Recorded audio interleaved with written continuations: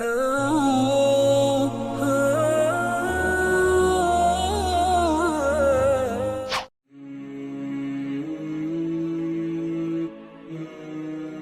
negeri Syam akan terjadi namanya Malhamah Al-Kubra, tepatnya di Syria. Malhamah Al-Kubra, dalam bahasa terjemahan kita, pembantaian terbesar. Artinya perang yang sangat besar antara Rum dengan umat Islam. Antara Rum dengan umat Islam. Rum dalam hal ini disebut oleh para ulama yaitu Amerika dan Eropa sekarang. Dalam Injil dan Taurat, Malhamah Al-Kubra ini mereka bahasakan dengan Armageddon. Ada apa sebenarnya? Perhatikan baik-baik. Di Irak akan ditemukan gunung emas, kata Rasulullah SAW. Setelah mengeringnya Sungai Efrat, dan Sungai Efrat sekarang sudah kering sejak 2014. George Bush sudah mengumumkan di Irak ada gunung emas yang sangat besar. Amerika memastikan gunung emas ini jadi milik mereka. Rusia yang ada di sini menyadari betul bahwa lumbung emas terbesar di dunia ternyata ada di Irak. Subhanallah, ini hadisnya sahih, di mana Nabi mengatakan akan tidak terjadi kiamat sampai mengering terlebih dahulu Sungai Efrat. Bila Sungai Efrat mengering, akan ditemukan gunung emas. Sungai Efrat telah kering 2014. George Bush mengumumkan bahwa satelit mereka sudah menemukan adanya gunungan emas yang besar di Irak. Kata Rasulullah, seluruh laki-laki di muka bumi akan membawa senjata mereka menuju kemari untuk memperebutkan gunung emas itu. Dalam setiap 100 orang laki-laki yang perang di sana, mati terbunuh 99. Cuma satu yang bertahan hidup. Setiap mereka berkata, semoga satu orang yang hidup itu sayalah orangnya.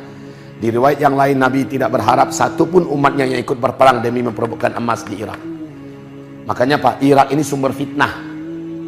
Dan Nabi tidak suka umatnya kemari. Rusia menyadari, India menyadari, Cina menyadari, ya, Blok Timur menyadari bahwa masa depan dunia itu kekayaan terbesarnya ada di Irak. Perebutan memperebutkan gunung emas ini dari negara-negara Blok Timur menjadikan Blok Barat, Blok Barat melihat tidak ada peluang untuk memenangkan pertarungan di sini, sementara lawan yang akan dihadapi besar-besar, kecuali mengambil kekuatan Islam yang saat itu sudah mulai melebur menjadi kekuatan militer yang nyata. Sekarang ada upaya Arab Saudi tidak mempersatukan militer-militer Islam. Sudah ada. Dan ini akan semakin nyata nanti ketika Turki dengan resmi mengerahkan segala kekuatan dan militernya. Arab dengan segala termasuk Afrika dan negara Islam bersatu nanti. Maka Barat melihat Amerika, Eropa tidak ada jalan untuk mengalahkan Timur kecuali melebur dan bersatu, melakukan perjanjian damai terlebih dahulu dengan Islam. Coba lihat, Trump mulai merubah strateginya. Antum lihat nggak apa yang dilakukan oleh Donald Trump sekarang? Mulai merubah strateginya. Awalnya dia mengumumkan perang dengan dunia Islam, dan dia ikut membombardir bersama dengan Rusia di Syam. Awal-awal dia baru naik. Segala kebijakan-kebijakannya menyakitkan umat Islam. Sekarang dia mulai mengumumkan kepada dunia, saya akan melakukan kunjungan diplomasi yang paling bersejarah, paling indah ke Arab Saudi, gitu. Lalu saya akan berkunjung ke negeri Arab lainnya dalam rangka memperkuat hubungan bilateral di antara negara-negara ini. Sesungguhnya kaum muslimin dan para pemudanya, walah, mulai menjilat Donald Trump. Sadar dia bahwa kekuatan Blok Timur yang besar dan kuat ini, Cina, Rusia, India, Iran dan lain-lainnya, tidak akan mungkin ditaklukkan oleh mereka yang secara finansial, secara ekonomi, secara militer sudah ngap-ngapan. Kecuali mereka mengajak kekuatan Islam yang ada di tengah-tengah sebagai bahagian daripada sekutu mereka. Dan Allah berfirman, kamu akan memenangkan pertarungan itu. Pertarungan besar di akhir zaman nanti adanya di Irak. Hancur ini negeri. Antara Blok Timur dengan Blok Barat dan Islam bersatu di sini.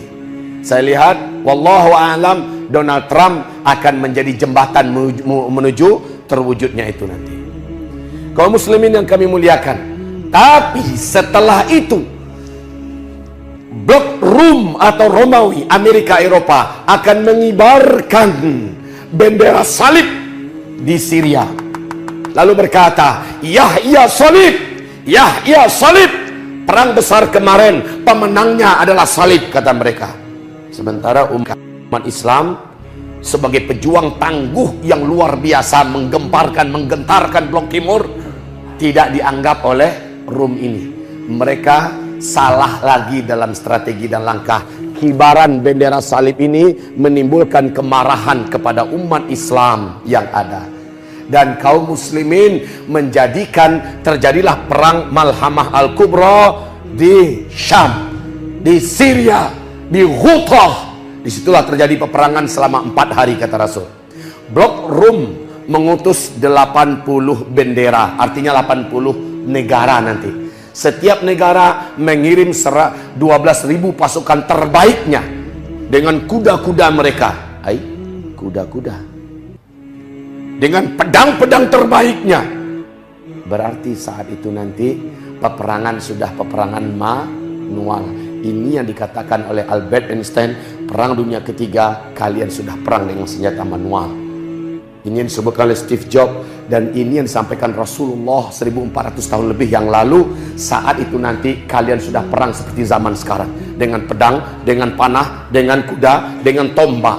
Kalian akan berlari berjalan di atas kedua kaki kalian. Kondisi peperangan saat itu di Syam. Jadi ini kejadian yang ketiga terbesar, Malhamah Al-Kubra atau Armageddon, terjadinya di Syam.